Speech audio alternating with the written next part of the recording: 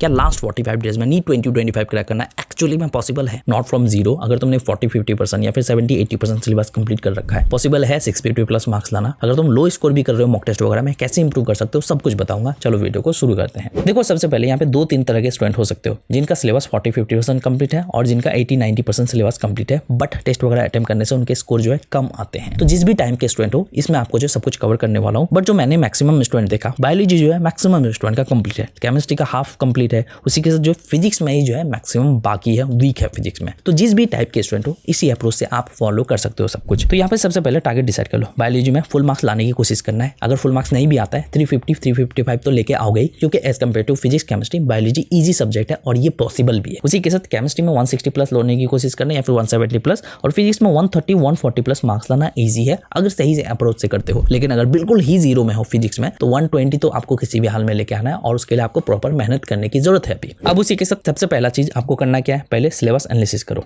देखो कि तुम्हारा चैप्टर्स कितने कंप्लीट है। जितने भी चैप्टर्स तुम्हारे कंप्लीट है, उन सब चैप्टर से रिलेटेड एक बार टेस्ट अटेम्प्ट करो, ताकि ये देख पाओ कि कौन सा चैप्टर तुम्हारा अच्छे से श्योरली कंप्लीट है। टेस्ट अटेम्प्ट करने के बाद टेस्ट को एनालिसिस करो और देखो जो क्वेश्चन सॉल्व नहीं हो रहा है, उन क्वेश्चन से रिलेटेड टॉपिक को एक बार रिवाइज कर लो। उसी के साथ आपको ये देखना है कि कितने चैप्टर्स तुम्हारे इनकम्प्लीट है। जो चैप्टर्स इनकम्प्लीट है उनको मार्च के एंड तक या फिर अप्रैल 5 तक आपको जो है कंप्लीट कर लेना है। अगर एक बार लेक्चर कॉन्सेप्ट अच्छे से क्लियर कर लिए, उसके बाद जो रिवीजन के थ्रू अपना डाउट वगैरह सब कुछ क्लियर कर सकते हो। वन शॉट के थ्रू जो भी चैप्टर बाकी है उन सबको क्लियर कर लो अभी। और उसी के साथ आपको जो रिवीजन भी करते जाना है। जो चैप्टर्स कंप्लीट है उन सबको रिवाइज करते जाना है, क्योंकि लास्ट में उतना टाइम नहीं मिलेगा। अभी से रिवीजन करते जाओगे तो कोई भी चीज भूलोगे नहीं। तो श्योर वाले चैप्टर्स में भी तो श्योर रहना जरूरी है ना। ऐसा नहीं कि तुम इनकम्प्लीट चैप्टर्स भी टाइम दिए जा रहे हो, ये गलती नहीं करना है। और साथ ही साथ यहाँ पे सबसे ज्यादा जरूरी है कि तुम्हारा माइंडसेट बना हुआ रहना चाहिए।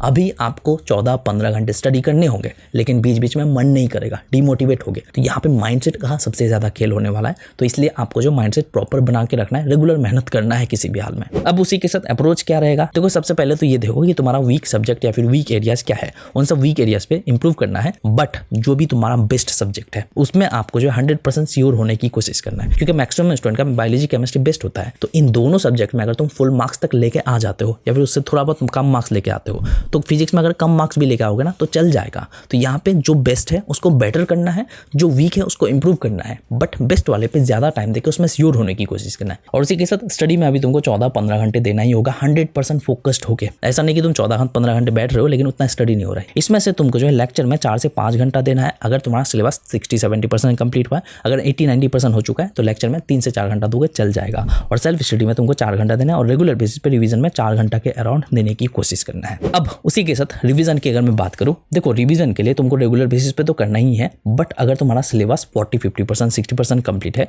तो रेगुलर रिवीजन जो है तुम रिवीजन वाले वीडियोस देख के कर सकते हो, यानी कि क्विक रिवीजन वाले वीडियोस को देख के या फिर नोट्स के थ्रू भी कर सकते हो, बट क्विकली होना चाहिए। बट अगर तुम्हारा 80-90% सिलेबस कंप्लीट है तो डिटेल लेक्चर वाले वीडियोस को देख सकते हो, यानी कि वन शॉट में ही 2 घंटे का 3 घंटे का लेक्चर वीडियोस मिल जाएगा। तो उस टाइप के वीडियोस के थ्रू तुम देख के रिवाइज कर सकते हो। इससे क्या होगा कि तुम्हारा chapter day by day complete होता जाएगा, जो भी डाउट है वो क्लियर होता जाएगा। तो ये अप्रोच लेके चल सकते हो, या फिर नोट्स के थ्रू भी कर सकते हो, एनसीईआरटी के थ्रू भी कर सकते हो। और उसी के साथ रेगुलर बेसिस पे क्विक रिवीजन भी करना है, यानी कि सोने से पहले पूरे दिन में जो भी पढ़े उससे रिलेटेड तुमको क्विक रिवाइज करके सोना है, फ्लैश कार्ड्स के थ्रू या फिर शॉर्ट नोट्स के थ्रू। और साथ ही साथ रेगुलर बेसिस पे अर्ली मॉर्निंग स्पेस्ड रेपिटेशन भी करना है, यानी कि परसों जो पढ़े थे उससे पहले जो पढ़े थे उसको तुमको रेगुलर बेसिस पे रिवाइज करते जाना है। रिवीजन तुम फ्लैश कार्ड्स या फिर क्वेश्चन प्रैक्टिस के थ्रू कर सकते हो। रिवीजन का प्रॉपर एक वीडियो अलग से आ जाएगा, उसको देख लेना। उसी के साथ वीकली बेसिस पे तुमको तो रिवाइज करना है, जो कि तुम नोट्स के थ्रू या फिर एनसीईआरटी के थ्रू कर सकते हो। और उसी के साथ वीडियोस को देख के भी कर सकते हो, यानी कि 40-50 मिनट्स वाले क्विक रिवीजन वाले वीडियोस को देख सकते हो। फिर उसी के साथ तुम टेस्ट के थ्रू भी रिवाइज कर सकते हो, यानी कि तुम एक टेस्ट को अटेम्प्ट कर लिए,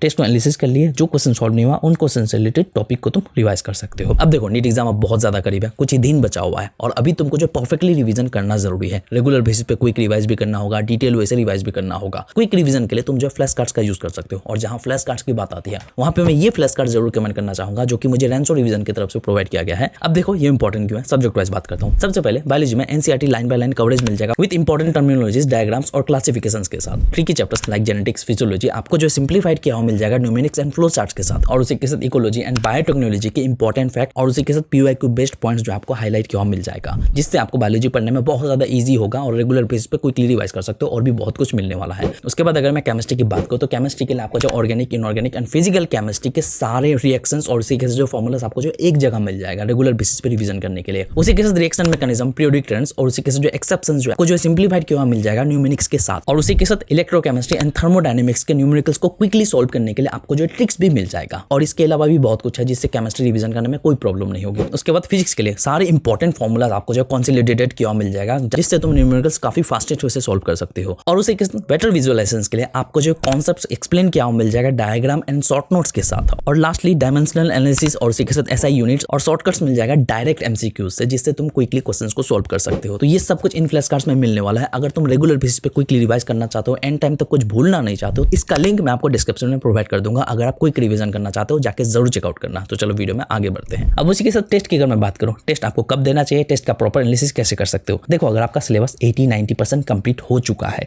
तो आपको जो वीकली बेसिस पे 3 टेस्ट देना है, जिसमें से 2 माइनर टेस्ट होना चाहिए, 1 फुल लेंथ टेस्ट होना चाहिए। तभी तो तुम टेस्ट के थ्रू जो क्वेश्चंस में गलती कर रहे हो उन सब क्वेश्चन से रिलेटेड टॉपिक को जाके रिवाइज कर सकते हो। टॉपिक वाइज रिवीजन भी होता जाएगा। उसी के साथ अगर तुम्हारा 50-60% सिलेबस कंप्लीट है तो तुम नॉर्मली वीकली बेसिस पे टेस्ट दोगे। अब उसी के साथ टेस्ट का एनालिसिस कैसे करना है। एनालिसिस करने के लिए सिंपली सबसे पहले तो ये देखोगे कि तुमने 180 क्वेश्चंस में कितने क्वेश्चंस तुमने करेक्टली सॉल्व कर लिया, अपने दम पे सॉल्व किया है। तो जितने भी क्वेश्चंस तुमने सॉल्व कर लिया, मतलब उन सब क्वेश्चन से रिलेटेड टॉपिक हो सकता है कि तुम्हारा अच्छे से क्लियर है, तो उसमें टेंशन लेने की जरूरत नहीं। बट जो क्वेश्चंस तुमने सॉल्व नहीं कर पाया, यानी कि तुमने 180 क्वेश्चंस में बहुत सारे क्वेश्चंस हो गए जो तुमने अटेम्प्ट ही नहीं कर पाया, क्वेश्चन पढ़ के तुमको लगा कि ये क्वेश्चन से रिलेटेड टॉपिक पर ही नहीं हो या फिर भूल चुके हो, तो ऐसा अगर है तो उन सब क्वेश्चंस को साइड करो। और उसी के साथ ये देखो कि तुम जितने भी क्वेश्चन अटेम्प्ट किए उसमें से कितने क्वेश्चन तुम्हारे गलत हो गए। जो भी क्वेश्चन में तुमने गलती किया, गलती का रीजन क्या है, सिली मिस्टेक्स किए, कैलकुलेशन में मिस्टेक हुआ या फिर क्वेश्चन तुमने अच्छे से पढ़ा नहीं था, जो भी रीजन है उस रीजन को मिस्टेक नोटबुक में लिखो ताकि सेम मिस्टेक आगे चल के ना हो। अक्सर स्टूडेंट सिली मिस्टेक्स बायोलॉजी में करते ही हैं,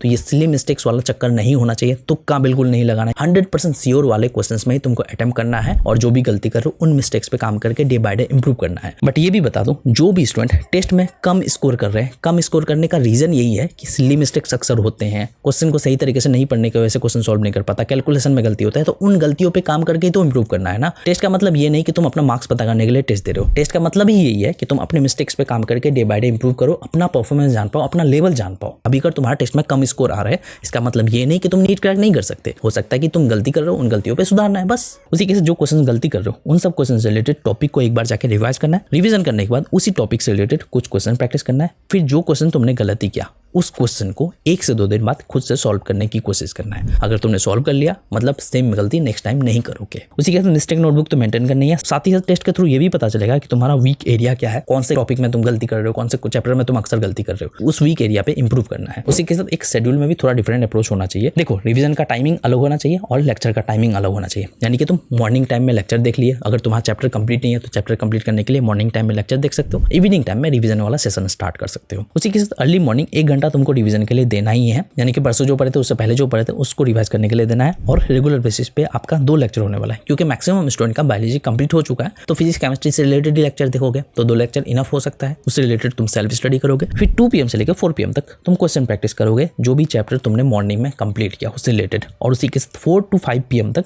यहाँ पे क्वेश्चन प्रैक्टिस करोगे, जिससे रिलेटेड तुम रिवीजन स्टार्ट करने वाले हो। तो उन सब चैप्टर से रिलेटेड तुम रिवीजन करोगे, जिससे तुमको ये पता चलेगा कि कौन सा टॉपिक वीक है, तो उन्हीं टॉपिक से रिवीजन करना स्टार्ट कर सकते हो। बट क्वेश्चन प्रैक्टिस के सेशन के बाद भी 1 से 2 घंटा तुम सेल्फ स्टडी के लिए दे सकते हो मॉर्निंग में जो पढ़े, फिर उसके बाद जो रिवीजन करना स्टार्ट कर सकते हो। उसके बाद फाइनली कुछ एडवाइस देना चाहूंगा। लास्ट मंथ या फिर लास्ट के 40-50 डेज जो होते हैं ना, बहुत ज्यादा इंपॉर्टेंट होते हैं। इसमें आपको डिमोटिवेशन फील हो गई, स्ट्रेस हो गई, कम स्कोर आएगा या फिर तुमको लगेगा कि चैप्टर भूल चुका हूं। ये सिचुएशन सबके साथ होता है, बट इस सिचुएशन से आपको निकलना है। उसके लिए तुमको जो अभी का जो प्रोसेस है लास्ट के डेज का, इस प्रोसेस को एंजॉय करना है। रेगुलर जो मेहनत कर रहे हो उस प्रोसेस को एंजॉय करना है। कितना मेहनत कर रहे हो, कितना और करने की जरूरत है, हर वक्त माइंड में यही चलना चाहिए कि कैसे और बेटर कर सकता हूँ। खुद को बेटर करने पे फोकस करना है, 100% डे बाय डे इंप्रूव करने की कोशिश करना है। ये अगर करोगे तो डिमोटिवेशन, स्ट्रेस आपका ऑटोमेटिक हट जाएगा। रेगुलर टारगेट सेट करो, टारगेट को रेगुलर कंप्लीट करने की कोशिश करो, डे बाय डे टारगेट बढ़ा दो और उसको कंप्लीट करने की कोशिश करो। स्टॉप वॉच स्टडी करके स्टडी करो और अपने मिस्टेक्स पे काम करके डे बाय डे इंप्रूव करो। ये चीज करोगे ना तो तुम्हारा नीट क्रैक करने का पॉसिबिलिटीज बढ़ जाएगा। तो नीट से रिलेटेड और वीडियोस मेरे चैनल पे मिल जाएगा, जाकर चेकआउट कर सकते हो। तो मिलते हैं नेक्स्ट वीडियो के साथ।